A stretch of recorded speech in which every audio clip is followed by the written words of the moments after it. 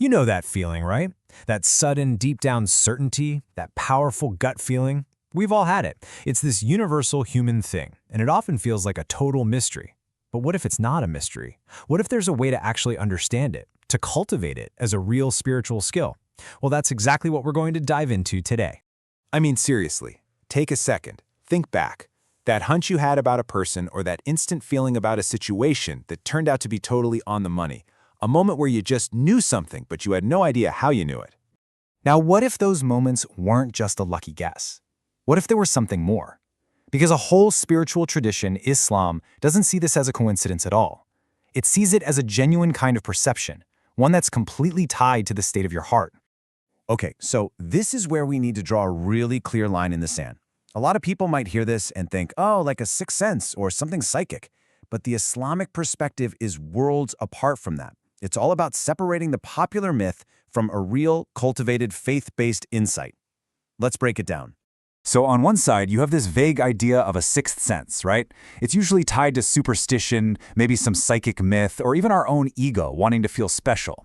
Islam says no, that's not it. On the other side, we have the concept of basira, which means inner sight, and the differences are huge. This isn't random, it's based on faith. It's not some myth, it's something you actively cultivate. And most importantly, it's not driven by your ego, it's understood to be divinely guided.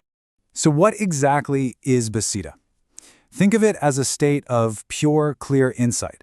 It's that spiritual perception that starts to light up when a person's deep faith and their active, moment-to-moment consciousness of God, of Allah, come together.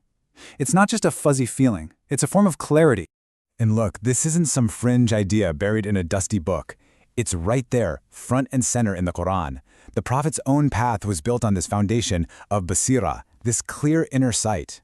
It tells us that this way of life isn't just about following a list of rules. It's about developing a profound internal perception of reality. Okay, so if this clarity is real, where does it come from? Is it something you're just born with, or is it something you have to build? Let's get to the source. And the Quran gives us the answer directly. It introduces this amazing concept called furqan, which is the ability to see the difference between truth and falsehood, right and wrong. But here's the kicker. It's not something we can just generate ourselves. The verse says it's a gift, a grant that comes directly from being mindful of God. It's a result of that higher consciousness. So, what does that path actually look like in practice? Well, it all starts with taqwa, deepening that constant, loving awareness of God in everything you do. Then you have to quiet your inner world.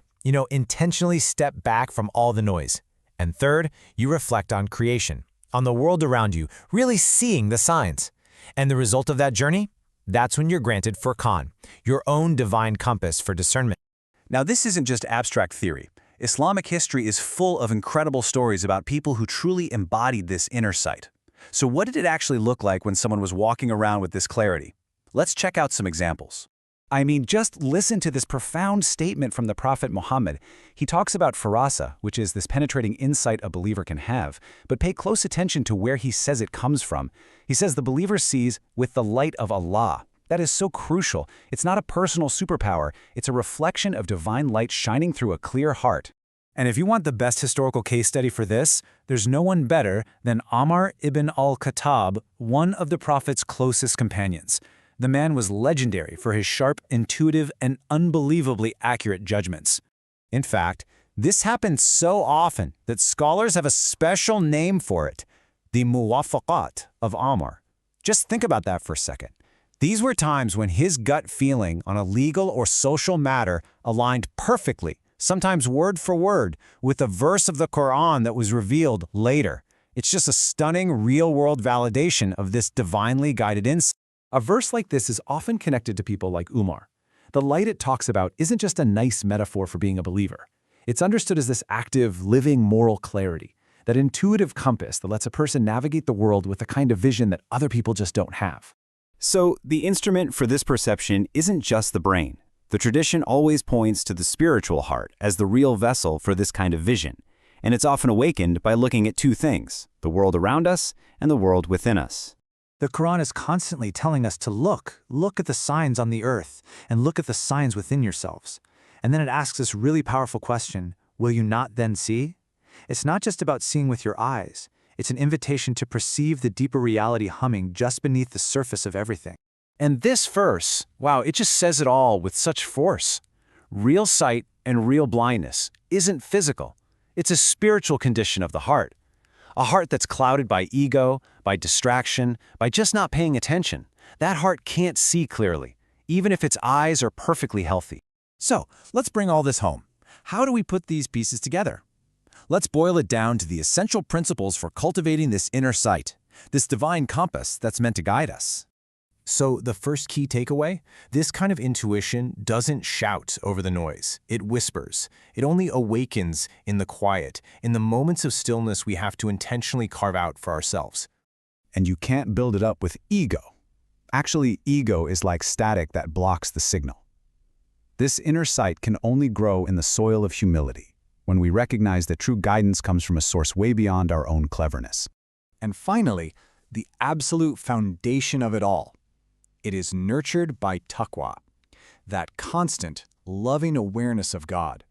That's the very air and water that allows the seed of inner sight to grow. Without it, none of this really works.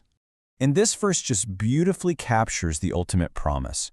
Being mindful of God doesn't just get you out of trouble, it provides for you in ways you literally cannot expect. And one of the most powerful, unexpected provisions is the gift of clarity, that inner certainty, that intuitive guidance we've been talking about. So that really leaves us with one big question to sit with. In our incredibly noisy, distracted, overstimulated world, what are the small, practical steps we can each take to cultivate the stillness we need to finally be able to hear our own divine compass? The journey, it seems, doesn't start by looking for a miracle, but by learning to listen in the quiet.